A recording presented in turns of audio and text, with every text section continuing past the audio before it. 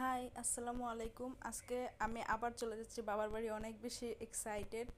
এই তো আমরা সকাল সকাল বের হয়ে গেলাম, তখন বাসতেছিল ভোর 5টা, আসলে 6টার দিকে বাস। তার জন্য আমরা একদম সকাল সকাল বের হয়ে গেছি, আমি আর আমার হাজব্যান্ড। এই তো আমরা তারপরে বাসার সামনে থেকে গাড়িতে করে আমরা চলে যাচ্ছি মিরপুর 14-তে। ওইখান থেকে আমাদের বাস ছাড়বে, মানে ওইখান থেকে আমাদের টিকিট কাটা। এখানে আমি দেখাচ্ছি আমি বাড়িতে যাব দেখে আমি ঈদের হাতে কোনো মেহেদি দিই না, আমি বাড়িতে যাব দেখে হাতে মেহেদি দিছি। আর সকালবেলা এত বেশি ফ্রেশ লাগতেছিল। তারপরে যাচ্ছি, দেন চলে আসছি। আর ঈদের পরের দিন তো অনেক বেশি জ্যাম ছিল, বাসই পাওয়া যাচ্ছে। তারপরে আমরা পড়ছি একদম শেষের সিটে, মানে আমি এক তো বমি করি, তার মধ্যে একদম শেষের সিট। অনেক অবস্থা খারাপ। আর আমি যে সিটে বসছি ওই সিটে মনে করেন অর্ধেক ছিলই না। তারপরে এক জায়গায় একটু দাঁড়াইলো, আমরা ফ্রেশ ট্রেশ হলাম, দেন চলে আসছি আমাদের গ্রামের দিকে। এখন আমরা নৌকা দিয়ে চলে যাব আমাদের বাড়িতে, মানে আরও গাড়িতে উঠতে হবে, তারপর আমরা অর্ধেক রাস্তা চলে আসছি।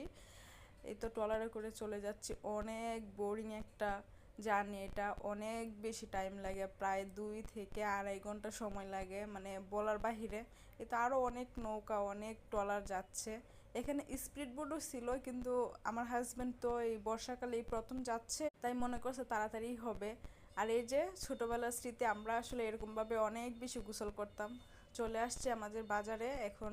এখান থেকে আমি চা খেয়ে নিচ্ছি, মাথাটা অনেক বেশি ধরেছিল। আর একটা দোকানে দাঁড়াইছি বাড়ির জন্য টুকিটাকি নেওয়ার জন্য, এটাতে লিচু খাচ্ছি আর এক গ্লাস শরবত খেয়েছি। আর আমাদের গ্রামের অবস্থা দেখেন, অর্ধেক রাস্তা ডুবানো, অর্ধেক রাস্তা এখনও ডুবে নাই, মানে পানিতে এখনও নিচে চলে গেছে, আবার এখনও ভেসে আছে। অর্ধেক নৌকা অর্ধেক গাড়িতে, অনেক কষ্ট করে গেছি, মানে পানির উপরে গাড়ি চলতেছিল, এমন একটা অবস্থা।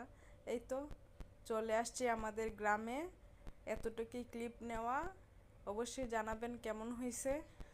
আল্লাহ হাফেজ।